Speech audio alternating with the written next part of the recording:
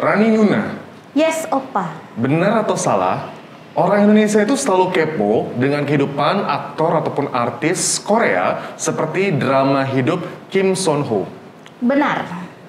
Karena mereka adalah fans dari K-drama, jadi tentu saja kalau jadi fans itu suka kepo kan dengan kehidupan aktornya.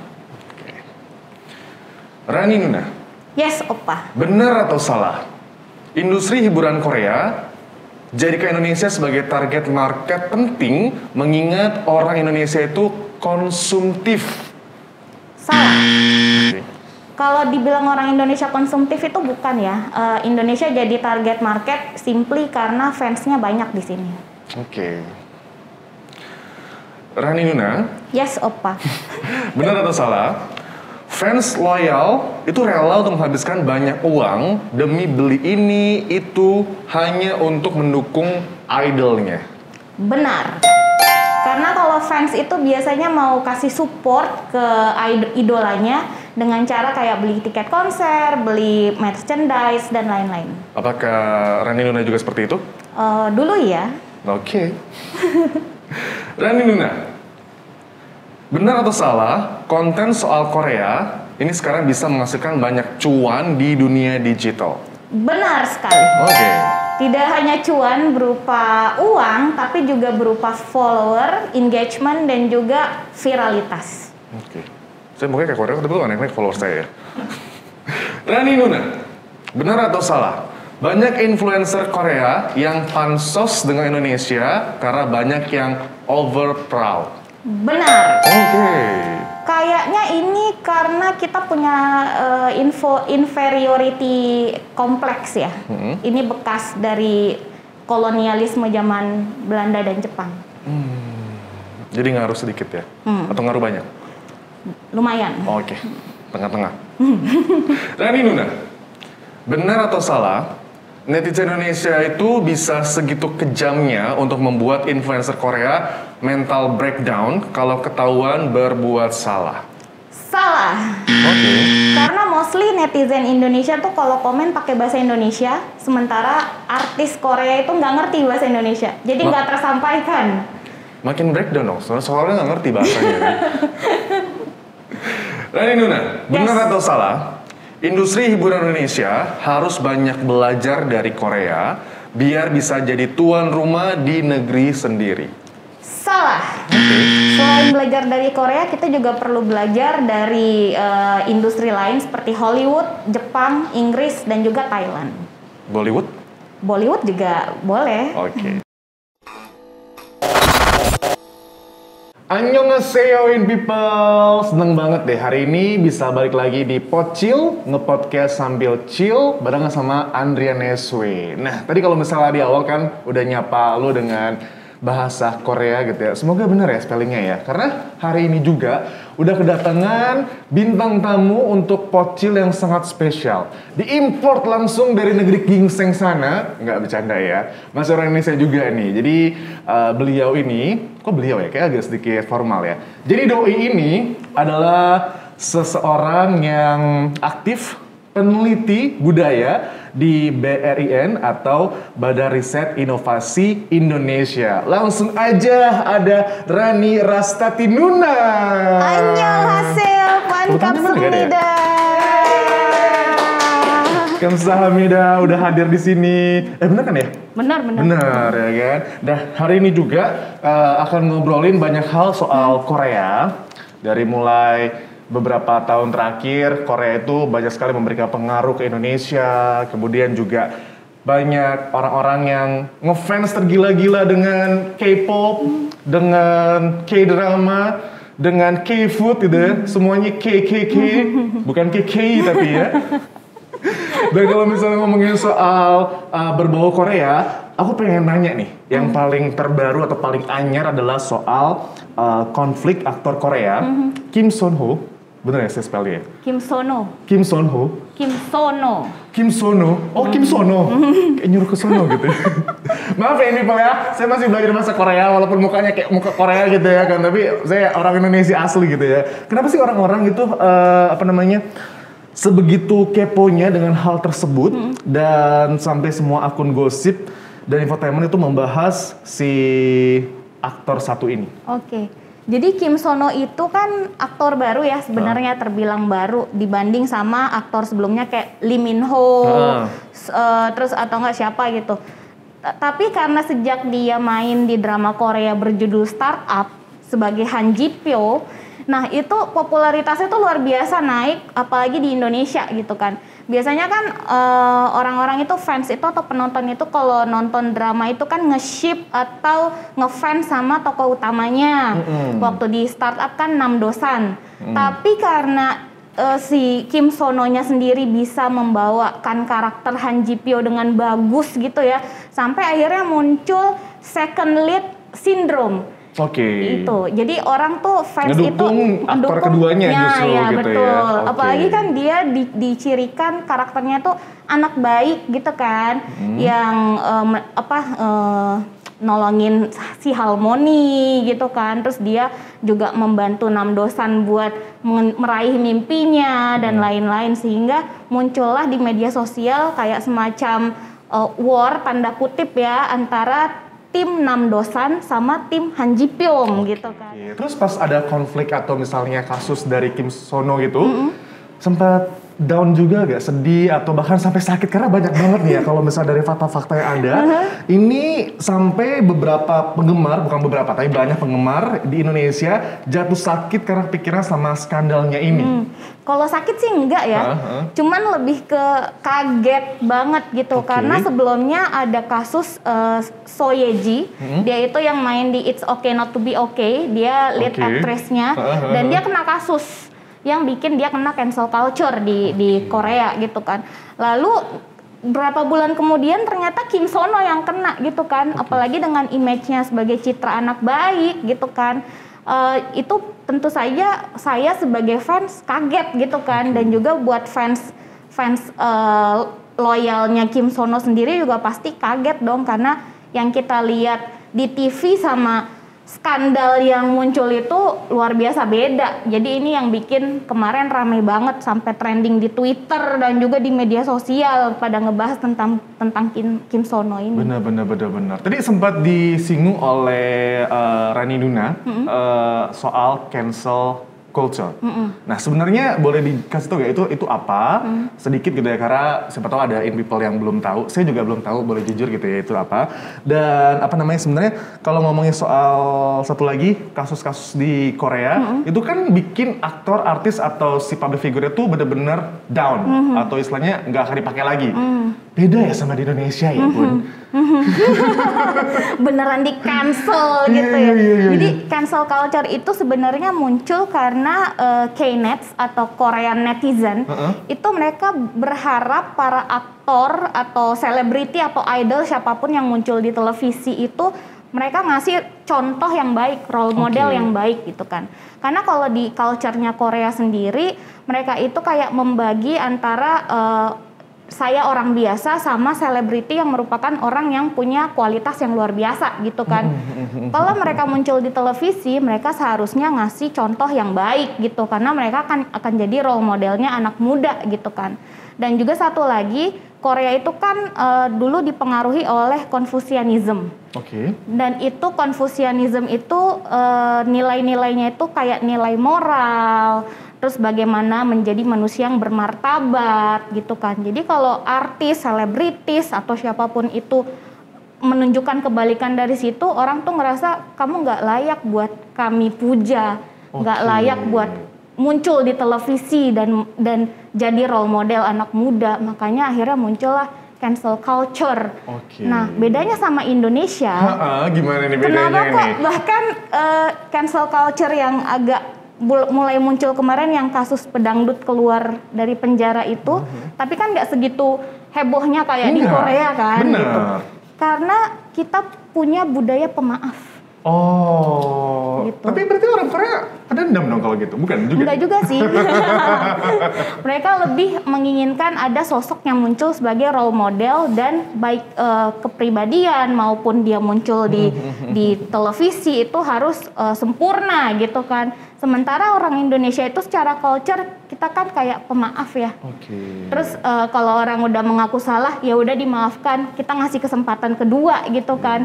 Bahkan hubungan kita dengan negara-negara kolonialisme itu kan bagus sampai sekarang, bahkan menjadi negara sahabat gitu kan. Karena pemaaf tadi. Karena kita bangsa yang pemaaf dan kita melihat ke depan gitu. Nggak ada manusia yang sempurna kan.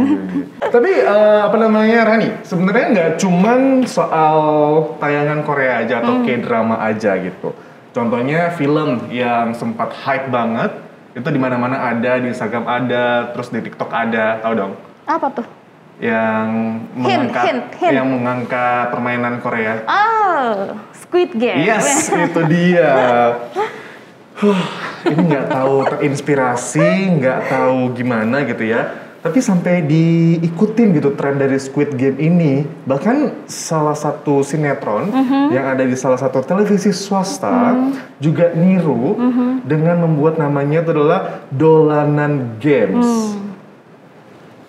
Ini Indonesia sebenarnya kurang kreatif atau emang Korea yang terlalu kreatif? Terlalu kreatif gitu atau gimana sih ya? Ada tanggapan nggak nih? Kalau orang Indonesia tuh saya percaya kita itu bangsa yang kreatif ya, cerdik. Contohnya gini, misalnya mobil rusak gitu kan. Apakah kita perlu ke bengkel resmi? Enggak kan? Bisa diakalin gitu ya. Iya itu sih. Saking cerdiknya orang Indonesia. Tapi soal kasus yang dolanan game dan banyak kasus tanda kutip terinspirasi dari gitu kan, padahal kan sebenarnya unsur-unsurnya terlalu banyak yang sama sampai ini bukan lagi terinspirasi melainkan plagiasi gitu kan. Benar. Ini sebenarnya kalau kita mau urai masalahnya itu lebih karena industri kreatif kita itu ngasih waktu yang sangat singkat untuk para pembuat skenario misalnya untuk membuat cerita yang menarik dan kreatif. Karena kan sistemnya stripping ya. Benar, bikin malam besok pagi syuting, bikin malam besok pagi syuting gitu ya. Malah jadi malam itu syuting. Oh gitu, oke. Apalagi yang harian episodenya tiap hari itu kan benar-benar penulis itu harus bikin bukan cuma satu naskah tapi untuk 2-3 skenario per episode gitu kan. Jadi ini yang membuat mereka kayak nggak punya waktu untuk mengeksplor lebih jauh, untuk mengasah kreativitas gitu. Pekerjaan kreatif kan bukan kayak harus jadi ini kayak rumus yang udah baku gitu kan, kayak bikin kopi, gula sesendok, kopi sesendok. Kreatif kan kita perlu mendapat inspirasi dong dari tempat lain. Sementara karena mereka nggak ada waktu, jadi nggak sempet untuk mencari inspirasi itu. Awas guys, apa namanya Nuna? Apa tuh? Aus gak? Aus. Kita cheers dulu. Kalau cheers bahasa Koreanya apa ya? Kombe. Kombe. Kombe. Karena emang kalau ngomongin soal yang namanya K-pop alias musik-musik Korea gitu in people, ini Indonesia ini bisa dikatakan menjadi target yang sangat empuk, yang masif untuk industri hiburan di Korea. Ada penjelasan mungkin kalau dari penelitian Rani seperti apa gitu? Jadi sebenarnya berdasarkan risetnya Korea Foundation ya, sekitar tahun 2018-an itu fans K-pop di dunia itu totalnya ada 90 juta. 90 juta orang dan 70 jutanya itu terkonsentrasi di Asia. Oke. Yang pertama itu Asia Timur, Jepang dan China. Lalu yang kedua itu di daerah ASEAN. Dan Indonesia itu salah satu yang tertinggi di ASEAN. Gitu. Jadi karena emang pasarnya gede banget gitu kan, jadinya Indonesia ini jadi tempat market yang bagus buat industri K-pop di Indonesia. Misalnya kayak ada konser, biasanya kalau ada konser itu dalam berapa jam juga tiketnya sold out gitu kan. Terus animonya juga oke, orang juga lebih prefer beli merchandise yang original daripada yang palsu gitu kan. Karena kan itu kayak bentuk dukungan dari fans buat idolnya gitu. Dengan mereka beli barang asli itu kan uangnya akan kembali ke idolnya mereka sendiri gitu. Jadi itulah kenapa marketnya gede banget di sini. Bisa jadi alasannya gini gak sih? Karena Korea atau lebih tepatnya Korea Selatan itu lebih dekat secara apa namanya geografis gitu dengan Indonesia ya kan. Jadi kayak merasa bahwa sama-sama orang Asia nih gitu ya kan, harus dukung yuk untuk bisa apa namanya masuk ke Hollywood, bersaing dengan orang-orang di Hollywood sana gitu. Ada ngaruhnya juga seperti itu gak sih? Sebenarnya sih enggak. Kadang emang ada Asian proud gitu ya, Asian pride gitu ya. Namun di sisi lain, kalau misalnya kita flashback sedikit waktu Korea masuk ke Indonesia, K-Wave masuk ke Indonesia itu tahun 2000-an, itu melalui K-drama. Oke. Berarti K-drama dulu ya? K-drama dulu. Full House bukan? Endless Love. Oke. Oke. Jadi Endless Love, lalu ada Winter Sonata. Oh iya, Winter Sonata. Itu yang bikin orang yang tadinya nontonnya Bollywood, telenovela. Iya benar. Terus apalagi tuh Chinese drama, Hong Kong gitu, itu matanya tertuju ke Korea drama gitu kan. Karena gini, sebagai sesama orang Asia, kok kita ngelihat orang Indonesia ngelihat kok ada nilai-nilai budaya yang mirip antara Indonesia dan Korea. Misalnya gini, kita tuh sama-sama hormat sama orang tua, kita respect elderly gitu kan. Iya. Nah terus di dalam satu rumah itu masih ada nenek tinggal bareng sama orang tua dan anak gitu kan. Jadi ada 3 generasi di dalam satu rumah. Jadi kedekatan budaya itu yang sebenarnya bikin kita kayak ngerasa kok seru ya nonton drama Korea ya. Udah gitu visual pemainnya dong oke banget kan, tampan dan cantik gitu kan. Tampan dan cantik, putih-putih, bening gitu ya kan, kayak bihun, kayak soun gitu. Tapi rambutnya masih hitam. Itu yang bikin kayak kita sebenarnya mirip sehingga bikin orang jadi tertarik gitu kan. Dan juga selain itu genrenya macem-macem. Dulu kan kayak romance sedih gitu kan, yang Cinderella Syndrome lah, karakter ceweknya dari kalangan bawah terus ketemu anaknya cebol gitu kan misalnya.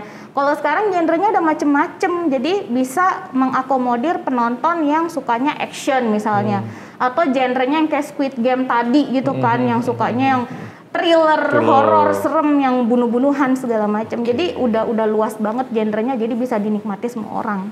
Nah, balik lagi nih Rani, kalau kita ngomongin soal K-pop, ini kan beberapa nama-nama girl band atau boy band gitu ya kan ya, yang ada seperti BTS, Blackpink, dua itu dengan ARMY dan juga Blink-nya, itu sangat-sangat apa ya, istilahnya fanatik banget. Yang kadang itu bisa bikin orang antipati gitu sama K-pop. Nah, menurut Rani gimana? Kalau aku pribadi ya, menurut aku kita harus bedain dulu nih fanatismenya itu kayak apa gitu kan. Apakah itu sekedar fan culture atau ngefans biasa gitu ya, atau ini sampai destruktif, fanatisme yang destruktif.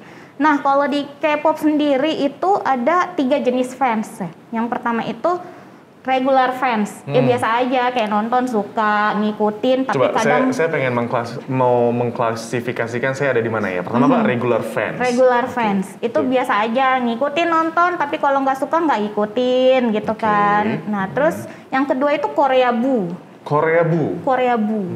Dia itu kalau ngomong campur-campur, kayak anyang cinggu gitu kan. Cincong.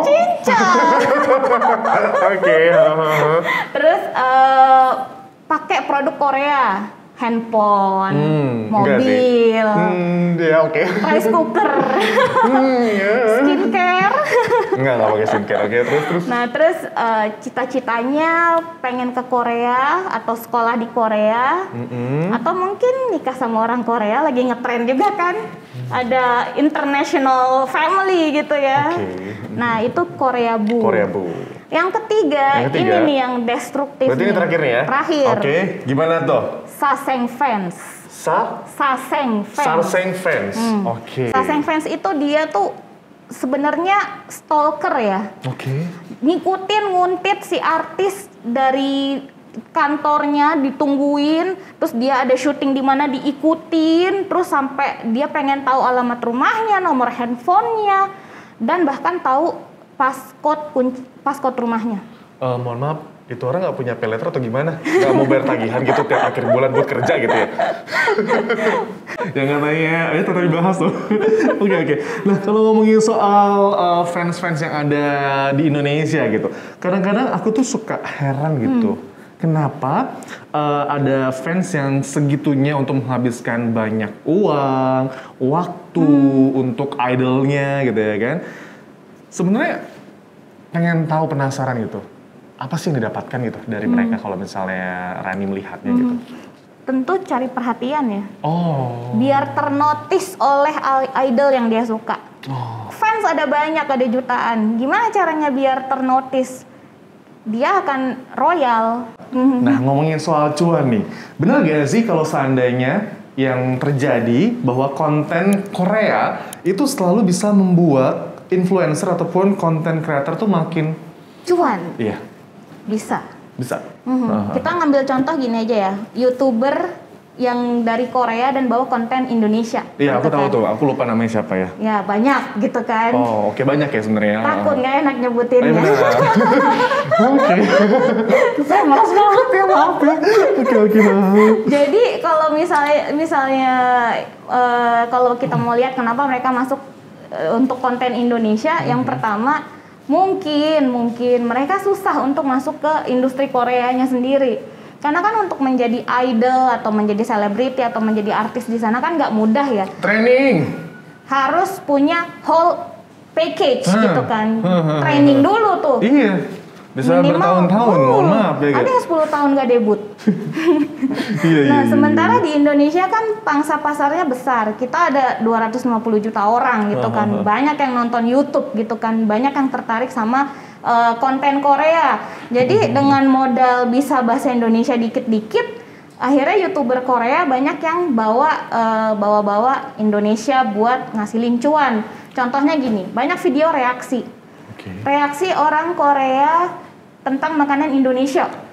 Oh, berarti ini lebih tepatnya orang Korea yang membawa makanan atau mungkin budaya Indonesia gitu ya, ke channel YouTube-nya gitu ya. Indonesia, tapi bahasanya Indonesia untuk pangsa pasar Indonesia. Tapi orang Korea yang ngebuatnya? Orang Korea yang buat gitu. Terus itu video reaksi-reaksi kayak gitu bahkan views-nya tuh bisa 3-6 juta gitu kan. Berapa itu cuannya sebanyak itu.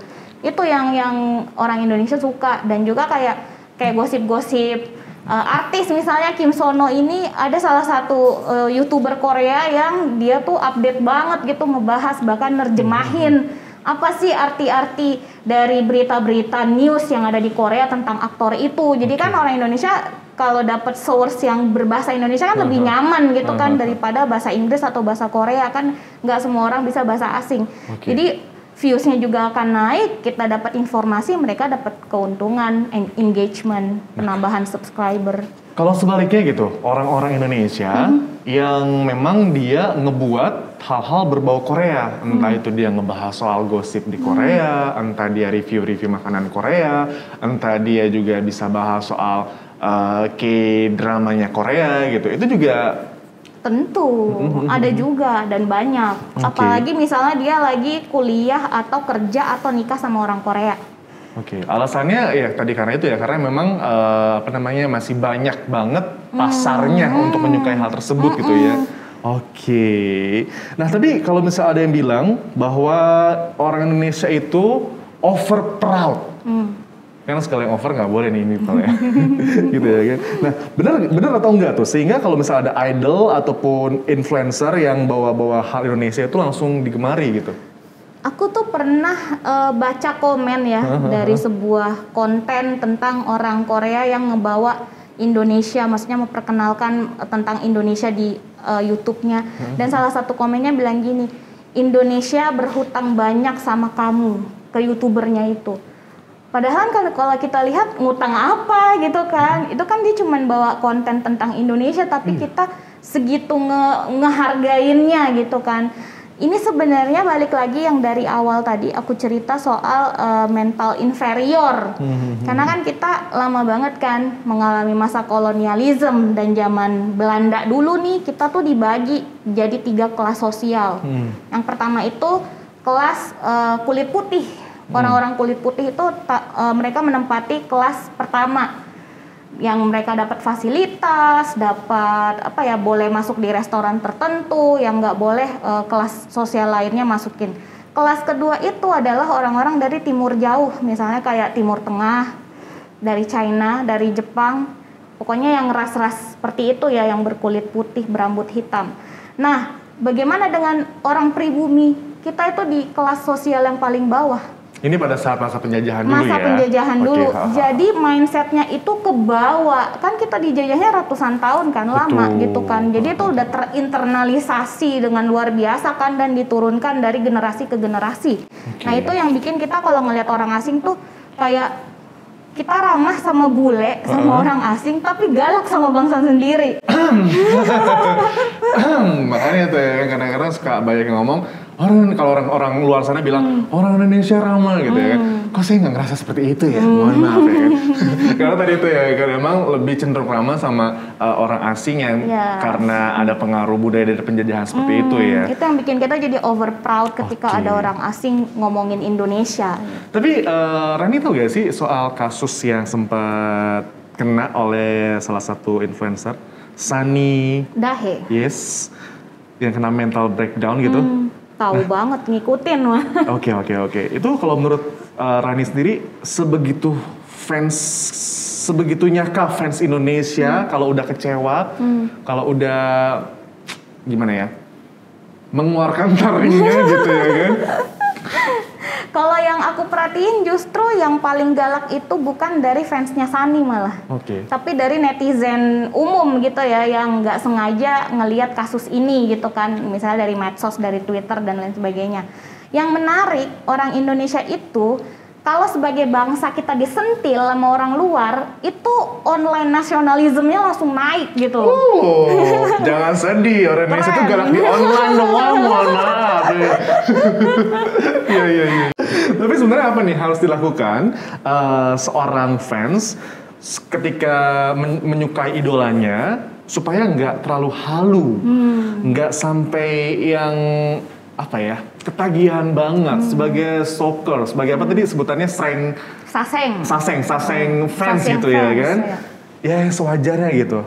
Apa yang harus diperbuat gitu? Yang pertama kita tuh harus ngebedain antara TV personality sama private personality.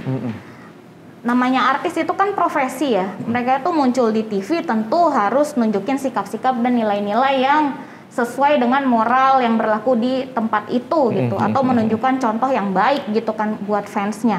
Nah itu yang kadang fans lupa, dan dia pikir yang ditampilkan di televisi atau TV personality atau yang ditampilkan di medsos atau dimanapun mediumnya, dipikir itu sama dengan pribadi si idol itu. Nah itu yang kita kadang lupa sebagai fans, karena ketika kamera sudah off, dia balik dong ke pribadinya. Betul. Ini kalau udah off balik nih ke pribadi. Benar ya kan. Karena juga ibaratnya kayak ya postingan di sosial media deh. Gak mungkin kan hal-hal yang diposting adalah suatu hal-hal yang nggak bagus gitu ya. Iya, pasti udah di filter dulu kan. Apa yang mau ditampilkan, apa yang mau disembunyikan gitu. Ada lagi, tadi yang pertama berarti harus benar-benar bisa membedakan mana kehidupan yang ada di layar kaca, mana yang normal gitu. Selain itu mungkin ada istilah kayak input gitu untuk apalagi ya biar nggak halu gitu kan. Menurutku sih kita harus banyak beraktivitas. Biasanya kalau fans itu kan fangirling atau fanboying gitu kan. Itu kan istilah kayak nyari-nyari info tentang idol yang dia suka gitu. Selain melakukan kegiatan itu, kita juga harus punya aktivitas lain gitu kan. Misalnya ikut ekskul buat yang masih sekolah gitu kan. Atau nambah skill lain gitu. Contoh lah idol-idol yang bener-bener ketika lagi berlatih tuh luar biasa kan, bisa ngedance tuh 12 jam sehari. Kenapa nggak nilai-nilai itu dicontoh? Misalnya kalau punya bakat nyanyi ya les nyanyi, punya bakat dance latihan dance gitu kan. Itu bisa, karena waktunya terpakai untuk kegiatan positif lain, tentu akan mengurangi halusinasi itu ya. Kalau misalnya suka sama hal-hal berbau Korea, kenapa enggak positifnya belajar bahasa Korea? Supaya pas nanti sampai di Korea, ketemu sama idolanya, ngobrol sama idolanya. Nah ini mulai halu nih ya. Dari kalau kita kongde dulu. Terima kasih banyak Rani Nuna udah ngobrol-ngobrol di Pocil, podcast sambil ngecil. Tentunya udah sempat mampir gitu ya kan ke In Today jauh-jauh. Kantornya masih di Jakarta juga gitu ya kan. Dan sekali lagi juga teruslah meneliti budaya di Badan Riset Inovasi Nasional buat Rani Nuna pastinya ya. Kamsahamnida. Kamsahamnida. Kalau gitu in people, Andrian Neswe juga harus pamit dari Pocil. Nantikan lagi Pocil episode selanjutnya yang pastinya sangat menarik untuk ditonton dan sayang untuk dilewatkan. Oke? Nah kalau misalnya ada dari antara lo nih pengen kasih saran, kita pengen bahas apa lagi, ngobrolin apa lagi ya di Pocil, podcast sambil ngecil, bisa langsung tulis komen di bawah. Sampai ketemu lagi di lain kesempatan. In Today, in People's Way. Kamsahamnida.